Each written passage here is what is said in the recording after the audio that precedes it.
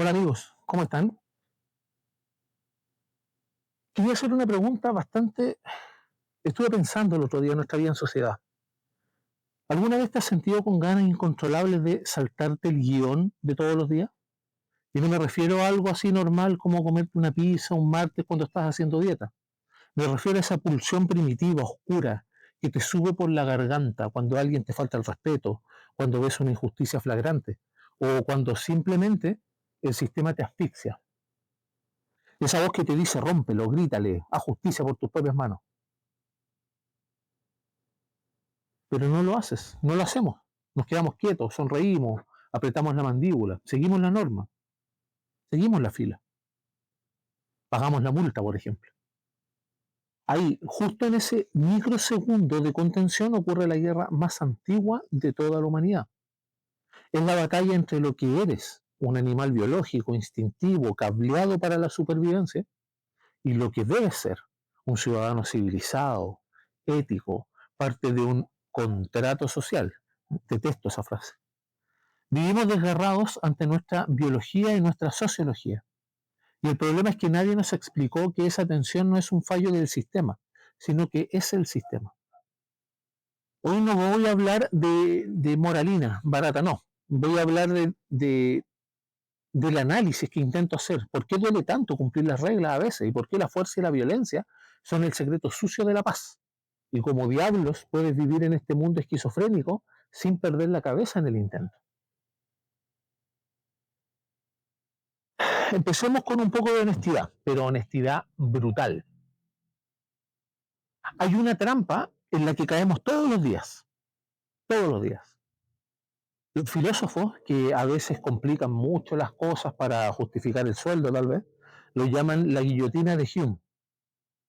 David Hume era un escocés bastante inteligente del siglo XVIII. Se dio cuenta de algo que te pasa a ti cuando ves las noticias, o que nos pasa a todos en realidad cuando vemos las noticias. Él decía que los humanos tenemos la mala costumbre de saltar del es al debe. Decimos, los humanos son agresivos por naturaleza. Eso es un hecho descriptivo, es un ser. Y de repente, mágicamente concluimos. Por lo tanto, necesitamos leyes que deben controlarnos. Y eso es normativo, un deber ser. Y acá está la dicotomía que yo quiero hablar. Hume decía, esperen un momento. ¿De dónde sacaron ese debe? Del hecho de que algo sea una forma no se deduce lógicamente que debe ser de otra o que deba corregirse. ¿Por qué te cuento esto y qué tiene que ver con tu vida? Porque la ansiedad, esa presión en el pecho que sientes los domingos por la tarde cuando viene la semana laboral, suele venir de ahí. Sufres porque la realidad, el ser, es caótica, injusta, a veces violenta y absurda. Pero tu mente vive en el deber ser. El ser es que tu jefe es un incompetente. El deber ser es que la jerarquía debería basarse en la meritocracia. El ser es que alguien te empujó en el metro, por ejemplo. El deber ser es que la gente debiera tener educación cívica. Esa distancia, ese abismo entre la realidad cruda y la expectativa moral es donde nace la neurosis. Y a nivel social es donde nace la ley. Pero ojo, porque aquí viene la parte incómoda. ¿Por qué el deber ser exista o para que el deber ser exista? Para que esa fantasía de orden se mantenga, hace falta algo muy tangible, muy físico y muy desagradable. La fuerza. ¿De qué le entregamos el monopolio de la fuerza para que no nos matemos los unos a los otros en la calle? Hablemos de violencia. Qué complejo. YouTube también se pone nervioso con esta palabra, ¿ya? Pero es necesario. Solemos pensar que, que la ley y el orden son cosas opuestas a la violencia. Pensamos, donde hay ley no hay violencia. Qué tierna. Max Weber, que era un sociólogo alemán, que hablaba y trataba de entender cómo funcionaba el poder, lo definió muy claro. El Estado es aquella comunidad humana que reclama para sí, y con éxito, el monopolio de la violencia física legítima. Lo traduzco. La única razón por la que tú y yo podemos tener una conversación tranquila en estos términos y la única razón por la que no tienes que salir armado hasta los dientes a comprar el pan, al menos hasta ahora, aunque la realidad nos dicta otra cosa, es porque hemos subcontratado la violencia. Le hemos dicho al Estado, mira, yo renuncio a mi derecho natural de usar la fuerza, renuncio a vengarme si me roban, pero a cambio tú tienes que ser el único que pueda usar la fuerza para protegerme. Ese es este pacto, es el contrato social que le hablaba. Y es un pacto frágil. Cuando ves a un policía, a un juez o incluso una señal de tránsito, lo que estás viendo es violencia en potencia, violencia congelada en forma de norma. El deber ser, la ley, no se sostiene por la buena voluntad de la gente. Se sostiene porque en última instancia, si rompes ese deber ser, el ser te va a caer encima con todo el peso de la coacción estatal. Y aquí entra el conflicto interno. ¿Por qué tú, en tu fuero interno, a veces quieres usar tu propia fuerza? Cuando sientes que el sistema falla, cuando el deber ser público no coincide con tu deber ser moral, sientes la tentación de regresar al estado de naturaleza. Pero ¿sabes qué? Eso es absolutamente normal. No eres un psicópata, eres humano. La civilización es un barniz muy fino sobre miles de años de evolución donde la fuerza era la única ley.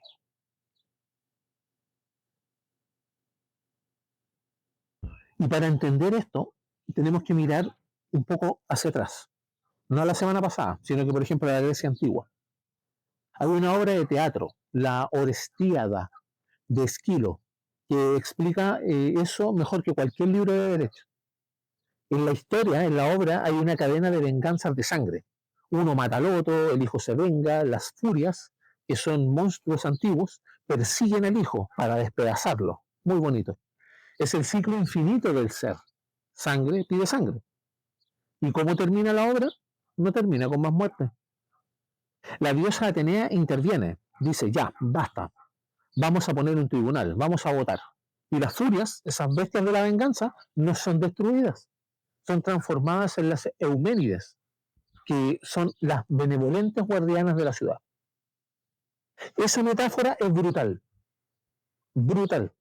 Nos dice que la civilización no destruye sus impulsos violentos, las furias siguen ahí, sino que los institucionaliza, los convierte en normas, en juicios, en procesos. El problema actual es que hemos olvidado eso. Creemos que las normas son listas de deseos mágicos. Hemos olvidado que detrás de cada deber ser hay una historia de sangre que se tuvo que contener. Y cuando olvidamos el origen de las normas, empezamos a creer que podemos legislar la realidad para que se ajuste a nuestros sentimientos, a nuestro estándar moral. Y ahí es donde la sociedad se vuelve infantil. Queremos un mundo seguro, pero demonizamos la autoridad necesaria para mantenerlo. Queremos que se cumplan las reglas, pero odiamos que nos digan qué hacer. Y eso es así, no me digas que no. Somos adolescentes históricos. Ahora, ¿cómo podemos bajar esto al día a día? A tu mente, a nuestra mente. Si el Estado tiene el monopolio de la fuerza afuera, ¿quién cresta tiene el monopolio de la fuerza dentro de tu cabeza? Freud lo llamaba el super yo. A mí me gusta llamarlo de cierta manera como el inquisidor interno, como el policía que tienes internamente. Es esa parte de ti que ha interiorizado el deber ser, hasta tal punto que ya no necesitas un policía afuera. Lo llevas adentro, como te decía. Es útil para no orinar en medio de la sala de espera del consultorio, por ejemplo, o del hospital para otros países. Bien, pero se vuelve patológico cuando el deber ser aplasta completamente al ser. En varias consultas, en varios casos que he visto, veo a mucha gente pero destrozada por eso. Personas que intentan ser la pareja perfecta, el empleado perfecto, el ciudadano perfecto, el vecino perfecto, el hijo perfecto, el padre perfecto. Intentan encajar su realidad, que es compleja, llena de dudas, de miedos, de deseos contradictorios, en el molde rígido de lo que deberían ser. ¿Y qué pasa cuando la realidad biológica choca con la estructura rígida del deber ser? Pasa el síntoma, pasa la ansiedad, pasa la depresión. La depresión muchas veces es la huelga a brazos caídos de tu ser ante la tiranía de tu deber ser.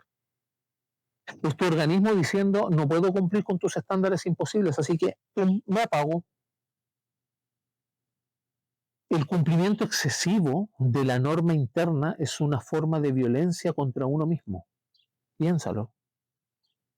¿Cuántas veces te has castigado mentalmente por no sentir lo que deberías sentir? Debería estar feliz con este trabajo.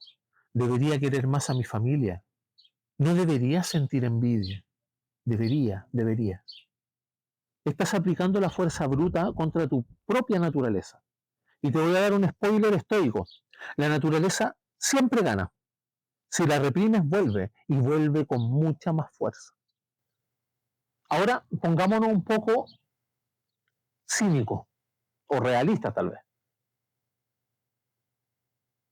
Si todos dejáramos salir nuestro ser auténtico todo el tiempo, la sociedad no dura más de 15 minutos antes de que todo esté en llamas. Necesitamos esa mentira, esa máscara, necesitamos actuar de esa manera. El concepto de persona viene del latín, que significaba la máscara que usaban los actores. Ser una persona es tener una máscara jurídica y social.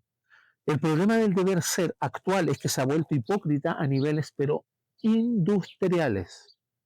Vivimos en una época que exige una pureza moral absoluta en público, mientras en privado estamos más perdidos que nunca. Y aquí viene lo que duele, pero hay que decirlo. Las redes sociales son el templo del deber ser. Ahí todos somos ecológicos, todos somos justos, empáticos, productivos, felices. Es pero un armario, un escaparate de misiones, de normas cumplidas. Pero tú y yo sabemos que detrás de la pantalla está el ser. La deuda, la culpa, el cansancio, la soledad, el vicio, el peligro de esa disonancia es que crea una sociedad de delatores. Cuando el cumplimiento de la norma se convierte en una performance para que los demás me vean, empezamos a usar la norma como un arma para atacar al otro. Tú no eres lo suficientemente construido. Detesto esa palabra. Tú no eres lo suficientemente patriota. No eres tan ecologista como yo. No eres lo suficientemente sano. Convertimos el deber ser en un garrote, en un palo para golpear al vecino, creyendo que eso nos hace virtuosos. Y no nos hace virtuosos. Nos hace policías voluntarios de un régimen moral que ni nosotros mismos cumplimos en privado. Y duele vernos así. Y fíjate que hablo de nos. Pero, ¿qué harían, por ejemplo, Marco Aurelio o Séneca, que yo menciono mucho en los videos, con este problema? Los estoicos eran tipos bastante prácticos. Ellos distinguían muy bien entre la física, cómo funciona el mundo, y la ética, cómo actuar en él. Para un estoico, el error fatal es pelearse con la física. Que exista el crimen es parte de la realidad. Que la gente sea ingrata es parte de la realidad. Que el Estado use la fuerza es parte de la realidad. Marco Aurelio se lo recordaba cada mañana cuando escribía sus meditaciones. Hoy me encontraré con un indiscreto, con un insolente, con un ingrato, con un mentiroso, con un envidioso, con un intratable o antisocial. Pero date cuenta, no dice, ojalá no me encuentre con ellos. Él asume el ser del mundo. No gasta energía indignándose porque el mundo no se ajusta a su deber ser. Sin embargo, el estoico no es pasivo, y ahí está la clave. Hay que cumplir con tu deber. El estoico cumple con su deber. No porque espere que el mundo se lo agradezca, ni por miedo al castigo, sino porque es la función que le corresponde en este gran esquema. El deber ser del estoico no viene impuesto por el miedo a la policía o al que dirán. Viene de su propia razón. Cumple la norma porque entiende que la convivencia racional es superior a la barbarie, no porque sea un borrego. La diferencia entre un ciudadano sometido y un hombre libre es esa. El sometido obedece por miedo a la fuerza externa. El libre obedece por respeto a su propio código interno, que casualmente o no se alinea con el bien común. Y el uso ético, por ejemplo, de la fuerza. Y aquí viene algo muy incómodo. ¿Cuándo romper la norma? Y ahí llegamos a una zona bastante gris. ¿Eso significa que debemos agachar la cabeza ante cualquier deber ser que nos impongan, ante cualquier ley injusta? Y te digo desde ya que es absolutamente no. La historia nos enseña que el deber ser legal a veces es una atrocidad. La esclavitud fue legal, el apartheid fue legal, el holocausto se hizo bajo el marco de la ley alemana de la época. Aquí es donde el análisis se pone bastante serio. La obediencia ciega al deber ser impuesto es tan peligrosa como el caos del ser desenfrenado. Y como te decía, ¿cuándo es legítimo usar la fuerza, por ejemplo, para romper la norma? Santo Tomás de Aquino e incluso John Locke hablaban del derecho a la resistencia.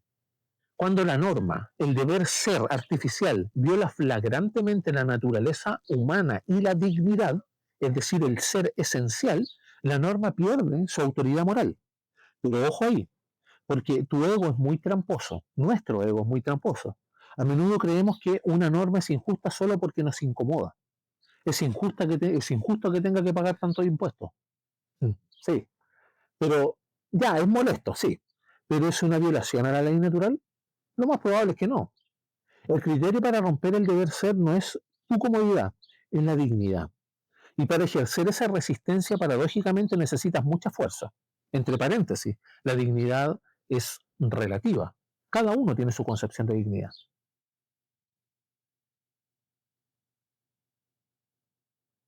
Acá hay que tener mucha fuerza de carácter.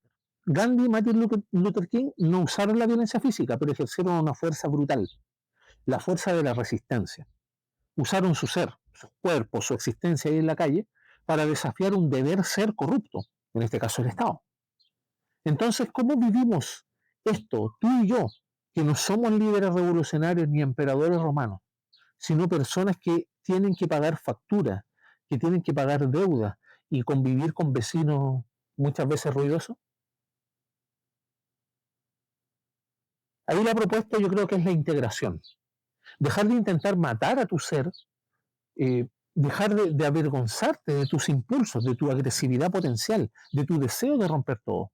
Reconoce que tienes un lobo dentro. Es parte de tu diseño. Pero tampoco te conviertas en esclavo de tu deber ser neurótico. No intentes ser perfecto. El equilibrio está en lo que yo llamaría el cumplir, el, el cumplimiento consciente. Acepta la norma como una herramienta, no como una religión. Respeto, por ejemplo, el semáforo no porque sea un objeto sagrado, sino porque quiero llegar vivo a la casa y quiero que el otro también llegue vivo. Hay que reconocer la utilidad de la fuerza. No te asustes de tu propia capacidad de ser firme. A veces poner un límite requiere una energía agresiva bien canalizada. No te estoy diciendo que seas un salvaje. Decir no es un acto de fuerza. Defender a alguien es un acto de fuerza. Y ahí tienes que darte cuenta de esta brecha que yo te mencionaba antes, este abismo entre el ser y el deber ser, pero velo sin angustia. Cuando sientas que el mundo no es como debería ser, respira. Recuerda Hume, el mundo es, punto. Tu trabajo es navegarlo, mejorarlo si puedes, pero no chocar contra él. La madurez no es hacer siempre lo que se debe. La madurez es saber por qué haces lo que haces. Es elegir el deber libremente, conociendo el costo y aceptando que a veces, solo a veces, el lobo tendrá que salir a pasear, pero ojalá con su correa. La próxima vez que sientas esa furia, esa tensión entre lo que eres y lo que te exigen ser, no la reprimas ni la explotes. Obsérvala. Esa tensión es la prueba de que estás vivo. Eres una criatura compleja intentando hacer algo casi milagroso. Vivir en una sociedad sin dejar de ser un individuo. Y nadie dijo que va a ser fácil, pero es el único juego que hay. Y hay que aprenderlo así. Te doy las gracias por estar aquí, por pensar, por atreverte a mirar hacia adentro. Si este episodio te ha gustado, compártelo. Dale like al video. Suscríbete a mi canal @CarlosPodcast. Me ayudas un montón. Muchas gracias por estar ahí.